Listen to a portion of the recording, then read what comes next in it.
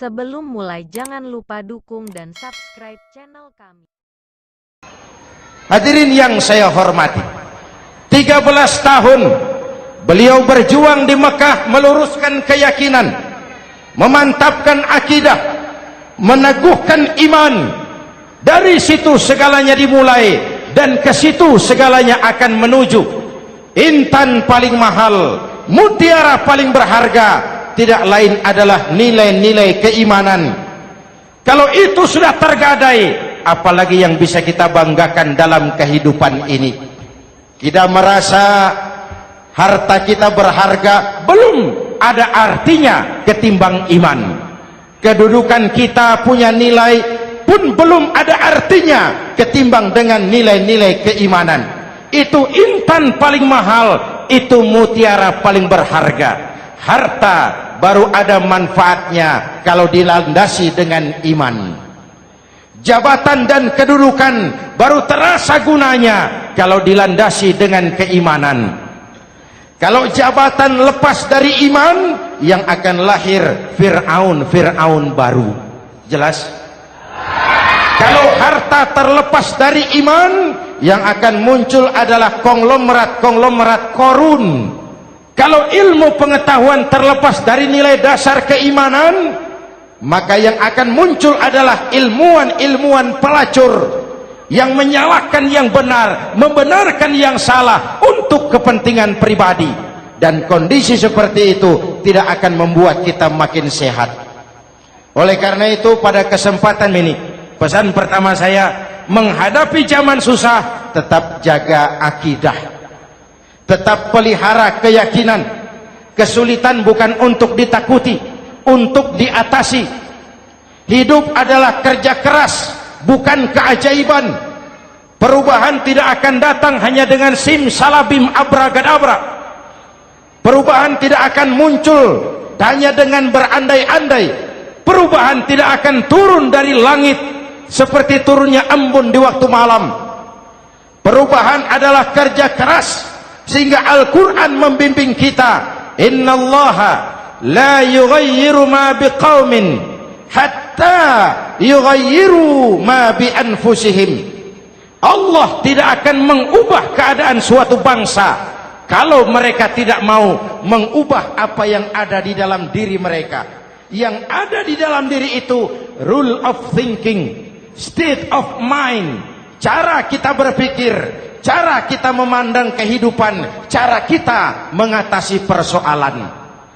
Hadirin yang saya hormati, inilah iman. Berangkat dari ini kita menyadari, ini ujian buat kita rakyat. Dan kita rakyat Indonesia ini kalau sama susah sih sudah kenyang. Ya Pak? Ya Pak? Kita ini sebagai bangsa mengalami apa yang disebut oleh Bung Karno up and down, naik turun, timbul tenggelam, pasang surut. 350 tahun dijajah oleh Belanda, kita susah. Berangkat Belanda masuk Jepang, susah lagi. Pergi Jepang datang nikah, susah lagi. Lalu kita merdeka, dirongrong oleh berbagai pemberontakan, susah lagi. Makan bulgur antri minyak. Lalu PKI berontak, susah lagi. Muncul orde baru, lama-lama susah lagi. Orde baru selesai, naik reformasi, mulai repot nasi, susah lagi.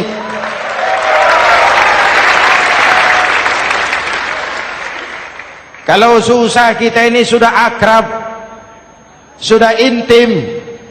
Mestinya kalau sudah susah seperti itu, jangan salah sikap menyikapi kesusahan. Jangan sampai kita potong kompas, ambil jalan pintas, terjebak menghalalkan segala cara. Itu tidak akan menguntungkan, itu tidak akan menyelesaikan. Kalaupun selesai, nampaknya penyelesaian sesaat. Dan penyelesaian sesaat bukan penyelesaian yang sebenarnya. Karena itu tetaplah dalam koridor keimanan. Boleh zaman berubah, akidah jangan sampai goyah. Silahkan masa berganti, tapi keyakinan jangan mati. Sekali la ilaha illallah sampai tetes darah paling penghabisan, tetap la ilaha illallah. Sanggup? 3 orang. Sanggup? 21. Sanggup? Kalau sanggup kita harus konsekuen. Saudara-saudara di seluruh tanah air, misi yang kedua dari Islam setelah membebaskan manusia dari kemusyrikan, membebaskan manusia dari ras diskriminasi, mengikat manusia dengan tali akidah. Sebelum Islam datang, manusia dibedakan oleh warna kulit, manusia dibedakan oleh faktor keturunan, manusia dibedakan oleh faktor harta dan benda. Adalah Rasul yang mengajarkan, innallaha la yanzuru ila suwarikum wala ila amwalikum walakin yanzuru ila qulubikum wa a'malikum. Allah tidak melihat potonganmu, Allah tidak melihat hartamu. Yang Allah lihat itu adalah hatimu dan amal perbuatanmu. Jauh sebelum Amerika teriak-teriak membanggakan apa yang mereka sebut sebagai Declaration of Independence, Nabi sudah mengajarkan kepada kita semua, An-nas kulluhum li Adam wa Adam min turab la fadla li Arabiyyin ala ujamiyyin illa bittaqwa. Seluruh manusia berasal dari Adam. Adam diciptakan dari tanah. Tidak ada kelebihan Arab dengan yang bukan Arab kecuali takwanya.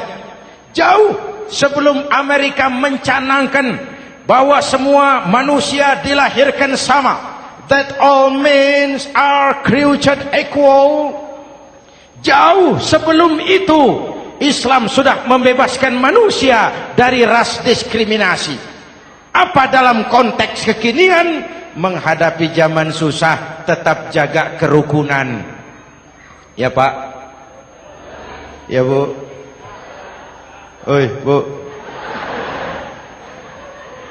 menghadapi zaman susah tetap jaga kerukunan, baik antar umat seagama, antar umat beragama, maupun antar umat beragama dengan pemerintah. Menjaga kerukunan, jangan saling sikat sikut di antara kita. Sebab kalau sudah rukun, saya ajak berhitung, 1 ditambah 1 sama dengan, itu matematika namanya, hasilnya pasti. Tapi angka sosial hasilnya aneh. Saya ubah jadi angka sosial. Ayo kita berhitung lagi. 1 orang takut ditambah 1 orang takut sama dengan 2 orang setengah berani. Kenapa setengah berani? Karena sudah berdua. Tadi kan takut sendiri. Kalau sama-sama takut berkumpul jadi setengah berani. Kalau ditambah 1 orang takut lagi, 1 orang takut ditambah 1 orang takut ditambah 1 orang takut sama dengan 3 orang berani. Kenapa jadi berani? Karena sudah bertiga. Kita yang lemah, kita yang marginal, kita yang dikucilkan, bahkan kita yang dilecehkan, kalau mau rukun kita akan kuat dan tidak bakal dipermainkan orang.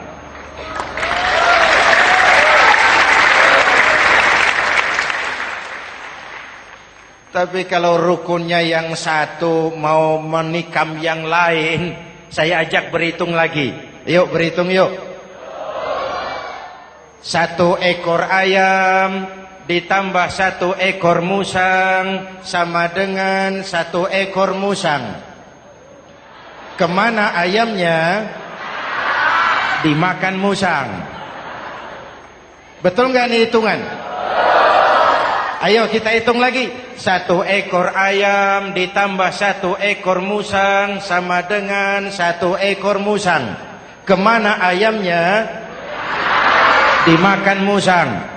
Jadi kalau kita suka kumpul dengan orang yang mau makan kita, selesailah kita.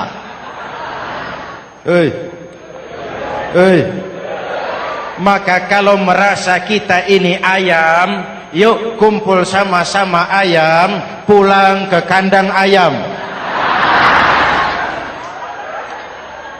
Kalau ada ayam kumpul ke kandang musang, itu namanya ayam minum baygon. Jelas? Menjaga kerukunan. Pertama, antar umat seagama, sesama muslim harus saling menjaga, harus saling memelihara.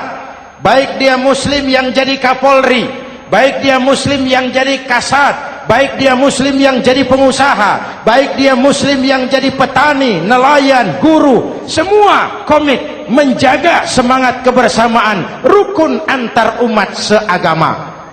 Jelas? Jelas?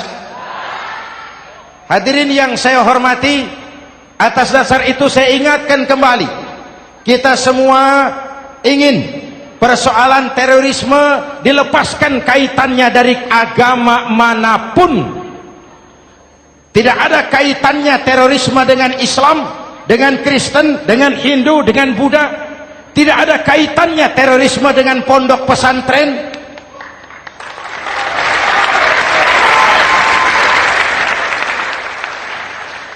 Jangan sampai pesantren jadi kambing hitam. Karena sejak zaman penjajahan, pesantren sudah terbukti memberikan kontribusi bagi perjuangan memerdekakan rakyat Indonesia. Rukun antar umat seagama. Yang kedua, rukun antar umat beragama. Islam ini rahmatan lil. Jangankan manusia walaupun berbeda agama, binatang saja dihormati. Ada hadis, fa iza zabahtum fa ahsinuz zibhata. Kalau kamu menyembelih hewan, sembelihlah dengan cara yang terbaik. Jangan menyembelih ayam dengan pisau tumpul. Itu namanya tidak berperi kebinatangan. Yang kecil lagi, saudara buka babul istinja, makruh buang air kecil di tanah yang berlubang. Sebab apa? Pertama, menjaga kesehatan. Siapa tahu di lubang yang saudara buang air kecil itu ada gas beracun. Kalau tidak, melindungi binatang yang ada di dalam lubang. Siapa tahu di lubang yang saudara buang air kecil itu ada semut sedang rapat membahas terorisme. Apa dosanya lalu mati dikencingi? Ini namanya rahmatan lis semut. Binatang saja dilindungi. Maka perbedaan agama tidak harus menyebabkan kita bertolak belakang. Perbedaan agama bukan alasan untuk saling bermusuhan. Apalagi kita sudah menyadari tentang kemajemukan kita, tentang kebinekaan kita, tentang keragaman kita. Rukun antar umat beragama. Saling menghormati, saling menghargai, tapi tetap dalam batas lakum dinukum. Lalu rukun antar umat beragama dengan pemerintah. Hadirin yang saya hormati, yang benar kita dukung, yang salah kita perbaiki dan kita tegur menurut cara-cara yang diajarkan oleh agama kita. Dan sholat berjamaah, pendidikan bernegara yang paling bagus. Tadi kita sholat ada imam, ada makmum, betul? Makmum wajib ikut imam kalau imam benar sholatnya. Rakyat wajib ikut pemimpin kalau pemimpin benar mimpinnya. Masyarakat Islam ini loyal.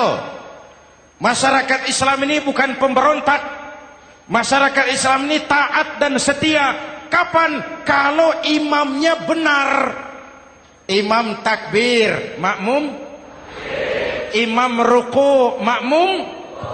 Imam i'tidal, makmum. I'tidal. Imam sujud, makmum. Tapi kalau imam keliru, mestinya imam ruku malah sujud. Salah imam ini. Tegur. Siapa yang wajib negur? Makmum yang saf terdepan. Anggota DPR.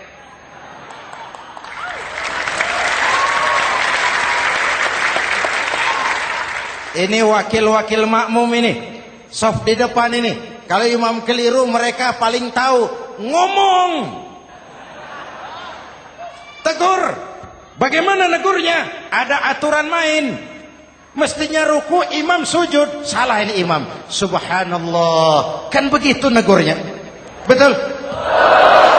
Tidak boleh juga imam keliru, makmum emosi. Main pegang. Weh, makmum salah. Hoi, hoi. Kacau sholat. Betul? Anggota dewan ini, saf di depan. Itu kalau imam keliru. Satu saat imam buang angin. Namanya manusia bisa buang angin toh. Apa makmum lalu berkata, demi kesetiaan saya kepada imam, imam buang angin, saya lebih keras lagi. Itu namanya fanatisme buta, loyalitas yang goblok. Imam buang angin, minggir. Iyyaka na'budu wa iyyaka nasta'in. Sampai situ imam buang angin, minggir imam. Lalu saf yang di depan maju. Tidak usah bikin sholat baru, teruskan pekerjaan imam. Ihdinas siratal mustaqim. Teruskan. Kenapa? Kalau bikin sholat baru lagi, nanti buang angin lagi. Bikin lagi sholat. Kapan selesainya sholat? Kapan selesainya membangun negara ini? Yang penting imam tahu diri, buang angin, minggir. Ini kacaunya sholat berjamaah kita sekarang. Kacaunya negeri kita sekarang. Banyak imam sudah buang angin, gengsi. Diam aja merasa nggak punya salah.